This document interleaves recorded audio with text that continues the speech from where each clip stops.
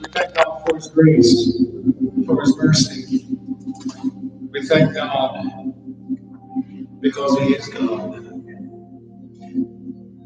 We just want you to remember those that are sick and those that are convalescing at home, Mother Shivers, Sister Mamie Wasp, Elder Gil Rosado, Elder Bobby McGee, Brother Eric Anderson's dad. I believe he's at home now, right? Amen. Come on, give God some praise.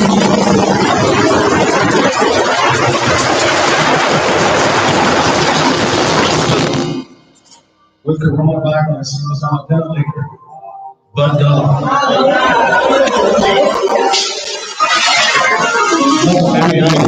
Brother Lorenzo Eichelberg, and please keep the bereaved families in your prayers. My family, the Katie and Davis family, and the loss of our mom. We thank God that at some day in the future we will be able to give her a memorial properly. Also keep the Nelson family.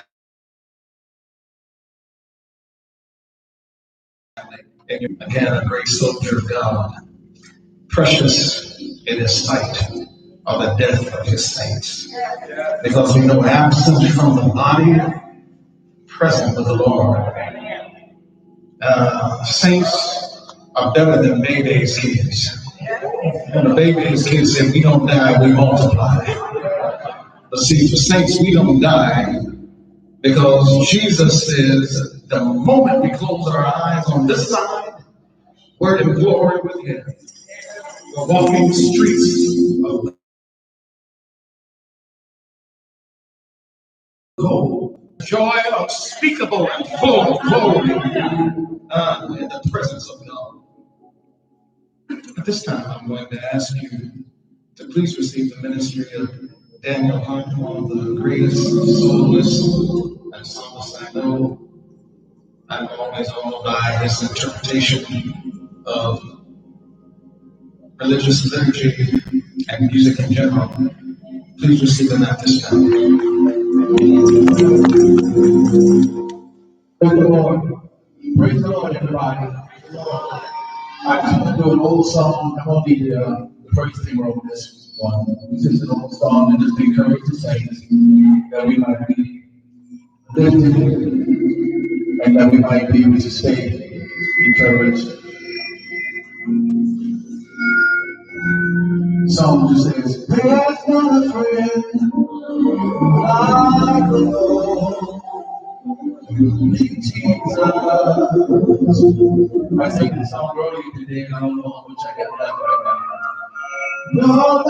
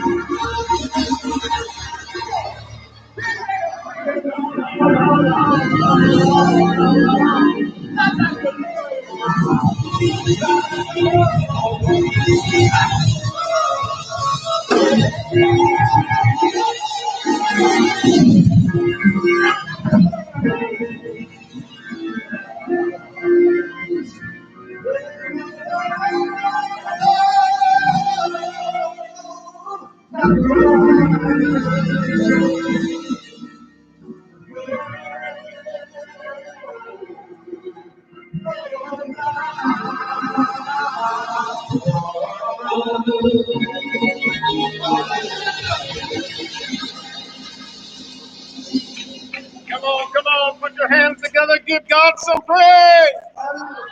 Give him some praise. There's not a friend like the Lord Jesus. No night so dark that his love can't cheer us. No, not one. No, not one. No hour so dark that he is not near us. No, not one. No, not one. Come on, just say Jesus. He knows all about our struggles. Just point at somebody and say, you got some struggles. But he knows all about your struggles. And he will guide till the day is done.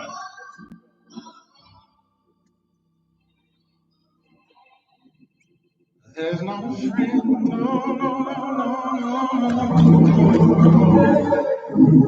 I go, let Jesus. No.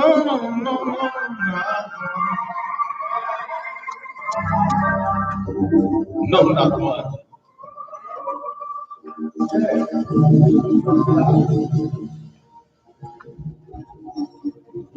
When you come into the presence of God, whether you come to church, whether you're at your home, whether you're praying, whether you're meditating, when you come into the presence of God, expect something to change. If you come into the presence of God with faith, things can't stay the same. Something's got to change. It is the power of God that connects with your faith and makes all things possible. Jesus said, to him that believeth, all things are possible. So we want you to know that on today you can connect with God and you won't leave the way you came. In Jesus' name, you might be bound, depressed, sick or lame. For the power of God is still the same. You won't leave the way you came. In Jesus' name,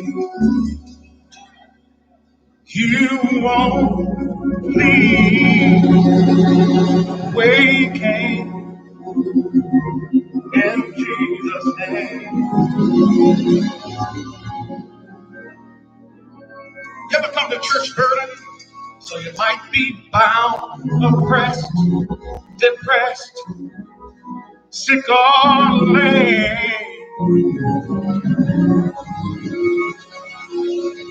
You know, there's power in the blood. For the power of God,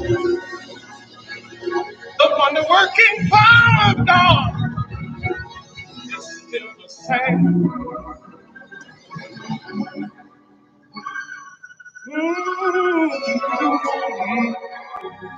The way you came. Come on, put your hand on your chest and just declare it.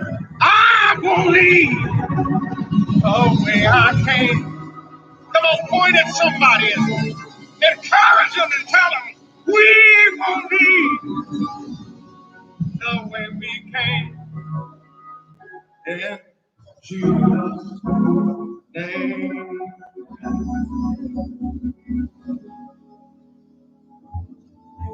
During this time while we're sheltering in place, we want you to know that you can still give.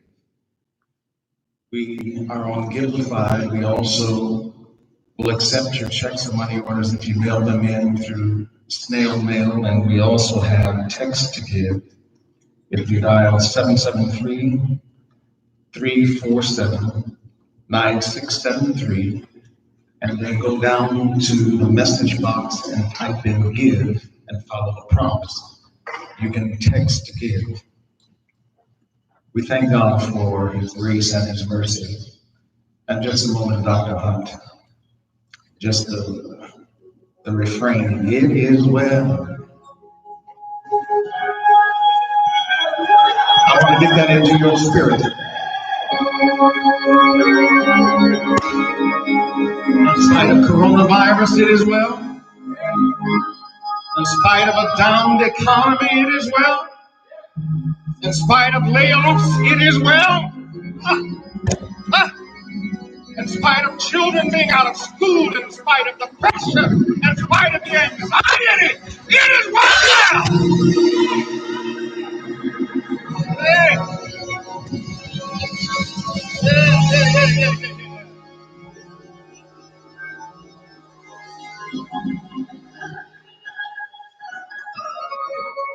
Come on, one more time. It is well. It is well. With my soul. With my soul. It is well.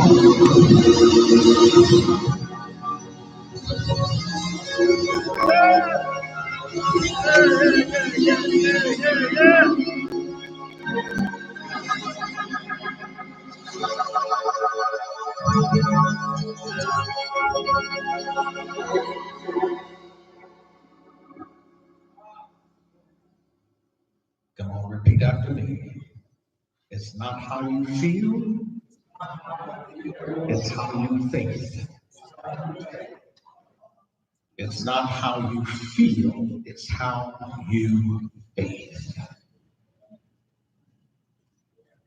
We are living in a world today where our feelings are heightened because of what we see and what we hear. We see them perplexed. We hear about all of the death and destruction going on in our world today. And it's only natural to wonder who might be next. Lord, will it be me? Will it be someone I know? Will it be someone I love? I would venture to say at this point that everyone that we know has in some way been affected by this coronavirus. Either they know someone who has been personally affected, or they know someone who knows someone who has been affected. But everyone has been affected by it. Everybody has to stay home. And I'm not trying to be funny. It's all right to have to stay home if you're home with somebody that you like. But if you're home with somebody you don't like, sometimes it can be hell on earth because you got to stay home. One of the things they were talking about is that they think after this thing is over that we're going to see an uptick in divorces because people have to stay home. And believe it or not, you are stimulated by going out and getting a chance to see things, do things that you don't normally see and do, or things that you normally see and do. And we live right now in a time where Our senses are stimulated over time, so our emotions are going crazy. We are spiritual beings. I want you to understand that we first are spiritual beings that possess a soul, and it lives, it is housed in the body. Because of this, we relate to our world by our five senses. And those senses stimulate our mind to learn and to think, and stimulates our emotions to feel. Our emotions are more labile, and they change moment by moment. Our thoughts can change pretty quickly, but usually our thoughts are kind of mitigated by our experiences and by our knowledge, and they are more stable usually than our emotions. We grow learning to trust our senses. That's just true. That's just the way it is.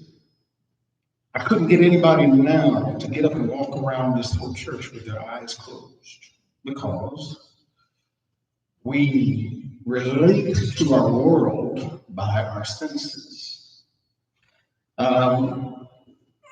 In order to get spiritual growth, we have to learn how to exercise our spirit so that they can begin to indirectly and directly relate and communicate with our world.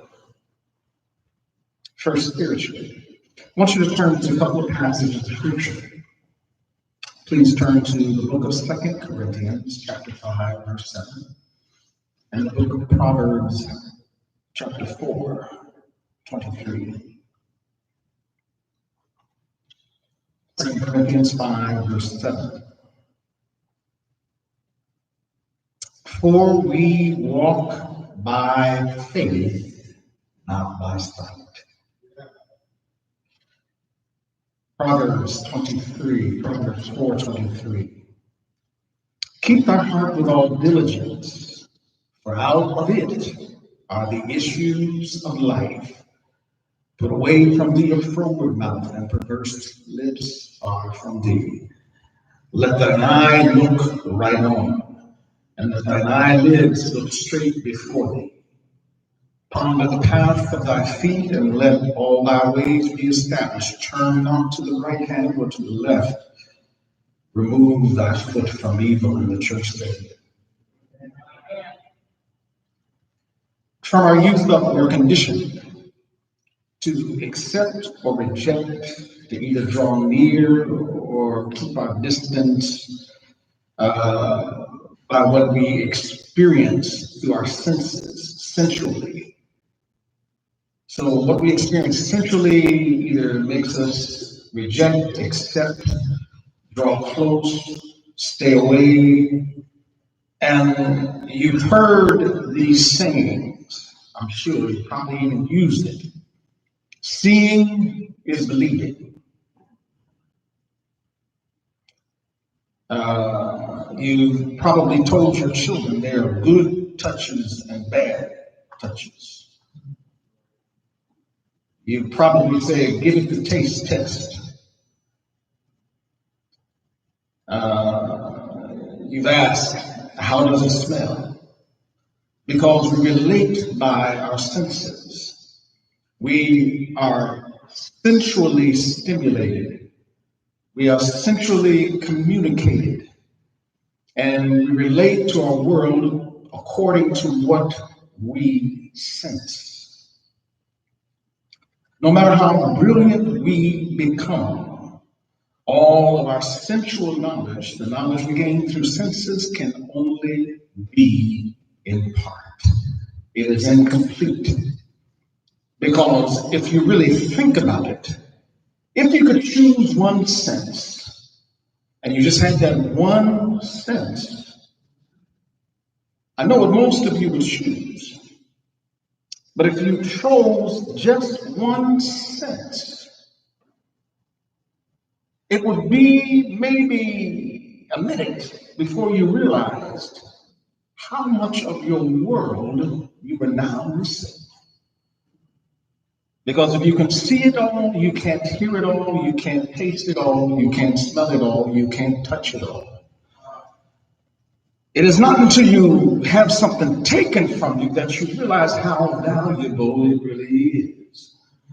And God gave us five senses because these five senses help us relate in a way that we could not otherwise relate. But not only did he give us five physical senses, he also gave us spiritual senses that if we would animate them and cause them to breathe and live in the same way that our physical senses do, then we would realize how much of our world we have missed before that time. Paul tells us, for now we see through a glass darkly, but then when we get to heaven, face to face, he says, now I know in part. Because all of our sensual knowledge can only be in part. It is the heart of God that he desires for us to learn to trust him. No matter what we see, hear, taste, smell, feel, no matter what moves our emotions, God, his heart, wants us to trust him. That is his will for us, to trust him. Have you ever seen people that are confused? Sure you have. In fact, you've been one of those people. All of us from time to time have been confused. There's nothing wrong with being confused, just don't become confusing. Confusing people are hard to be around. They're dangerous to be around because they don't know. And they don't know what they don't know. And they don't want anybody to tell them what they don't know because they don't know it. And when you're following somebody who's confused, you sound like the song that they say, you got me going in circles. You ever been around people who don't know what they want? It's a problem. I'm sure many husbands, and I don't want to get nobody in trouble. I don't want to get myself in trouble either. But there have been times when I've asked my wife, what she want to eat? What she want? Well, let's go with what you want. No, I picked it last time. You picked it this time. I said, well, all right. I'll take some seafood. And you always eat seafood. I don't want no seafood. All right, well, what you want? No, what you want? All right, well, let's get some chicken. What kind of chicken? I think I want some Popeyes chicken. No, I don't want no Popeyes chicken. Oh, what you want? What you want? And you dance that dance because, you know, if you say A, B, C, D, E, F, G, H, I, J, K, L, M, N, O, P, if it is not what strikes them, you've just wasted your time because they don't know what they want. And thank God I don't have this problem, but sometimes people don't know what they want, so they send you mixed signals.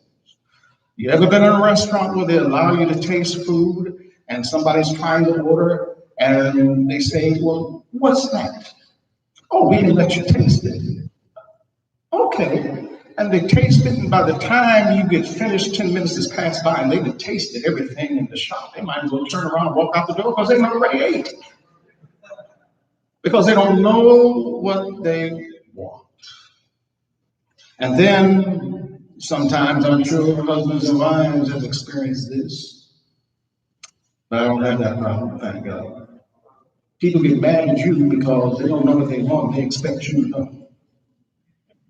And then when you don't know what they want, they say, you should know me better. Well, how can I know you when you don't even know you?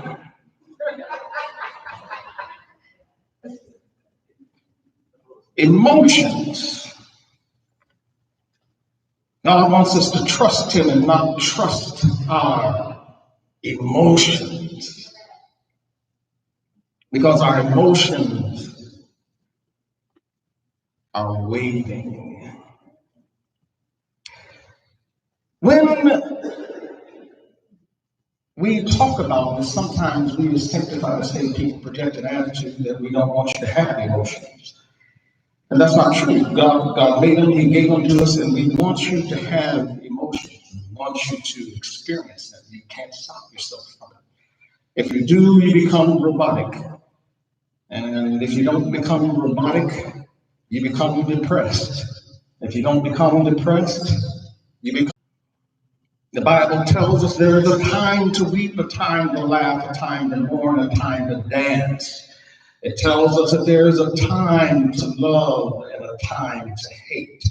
The Bible tells us that there are times for all of these things. The Bible also tells us be angry. A lot of times we were told when we were young, no, don't be angry. How do you not be angry? When people are doing things they ain't got no business doing, no right to do. Yes, you should be angry, but the Bible tells you be angry and sin not. The Bible tells us don't let anger rest in your bosom. You've got to learn how to take negative emotions, and while you express them positively, you've got to learn how to take it and give it to God. Don't let the sun go down on your wrath. It burns a hole in your soul. Anger rests in the bosom of a fool. And then you give place to the devil. It tells us feast is made for laughter. It tells us that a merry heart doeth good like a medicine. So God gave us these emotions, and He wants us to learn how to use them.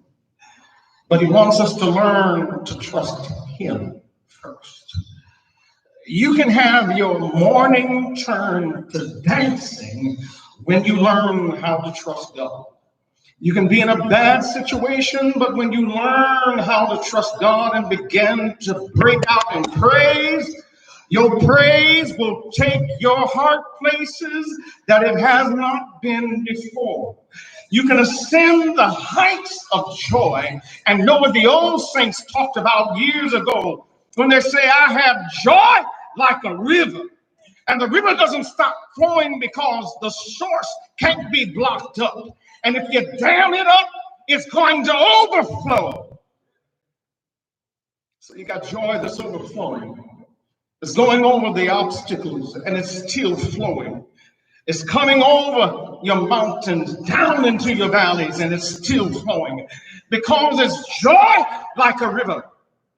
Joy unspeakable and full of glory. The Bible tells us in Nehemiah, when we get happy, God gets happy. You know what happens when God gets happy? The angels begin to go on a praise break in heaven.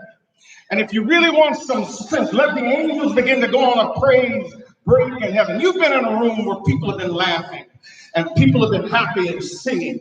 And even if you're not invited, you want to go into that room because of the spirit that's emanating from that room, because of the things that are coming out of that room. And when you get into the room, even before you know the why or the when or the how it all started, you find yourself breaking out in a smile, and you'll be laughing and don't even know why you're laughing. Because of how infectious it becomes. God can lift your heaviness. He can lift your burden. Doesn't mean that your burden has gone away, but somehow your burden feels different than it felt before. Because he let you know you're not carrying it by yourself, that God is in your situation with you. And as long as God is in your situation with you, you ain't got nothing to worry about. There's a song they used to sing a long time ago. Long as I got King Jesus, I don't need nobody else. Because one thing I know, just like the song says, Jesus knows all about our struggles, and he will comfort me when I'm lonely. He will lift me when I'm burdened. He will strengthen me when I'm weak. He'll give me peace when my mind is confused. He will guide till the day is done. If you trust him with all of your heart and you lean not to your own understanding, the word in the Bible, the Hebrew word that is used for hearts, it means the emotion, it means the thoughts, it also means the will. You have the power to choose. Just point at somebody and say, you got the power to choose. You got the power to choose to be mad. You got the power to choose to be happy. You got the power to choose to forgive. You got the power to choose to rise above every obstacle that you face. You got the power to speak. Come on, shout victory, victory, victory, victory, victory. You got the power to speak victory to your situation. You got the power to speak. James in the first chapter, he says that a double-minded man is unstable in all his ways. He says, draw nigh to God and he will draw nigh unto you. Cleanse your heart, you sinners. Purify your hearts, you double-minded. God is talking about the fact that sometimes you have these situations where you're trying to pull this way and pull that way. Tell your neighbor, make up your mind. Now talk to yourself and say, I gotta make up my mind. That's why my song that the old folks used to sing to me was so powerful when they were singing, my mind is made up. You gotta have a made up mind.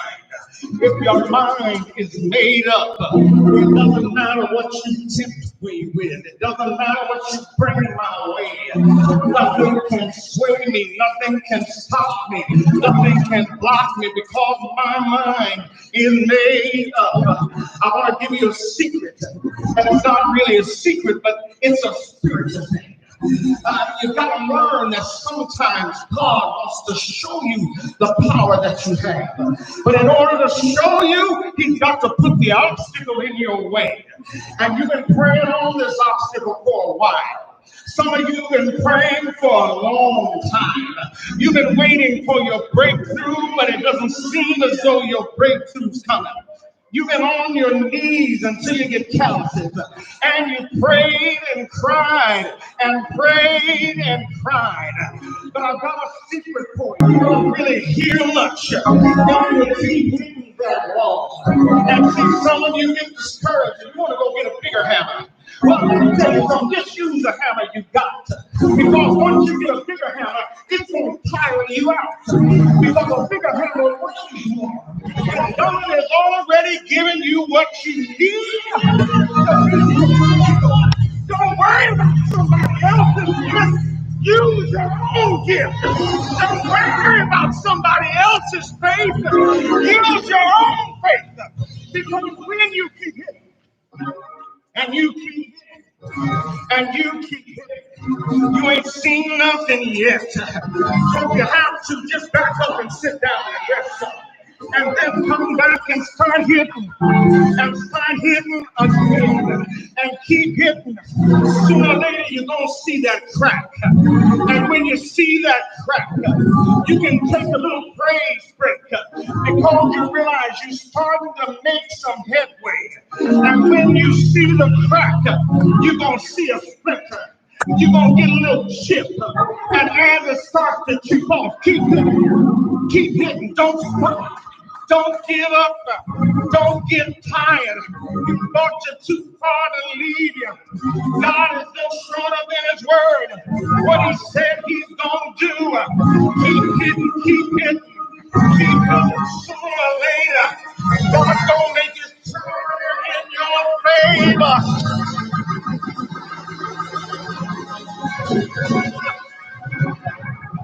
People will come by and say what you're doing.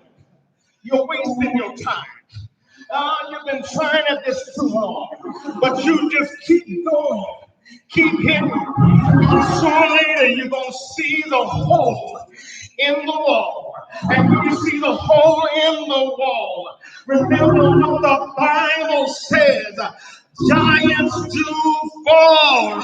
David fought the lion, and all he had was a stone. I won't say that's all he had, but what he used was a stone. But what he had was the God of Israel that never sleeps, that never slumbers, that watches over day and night.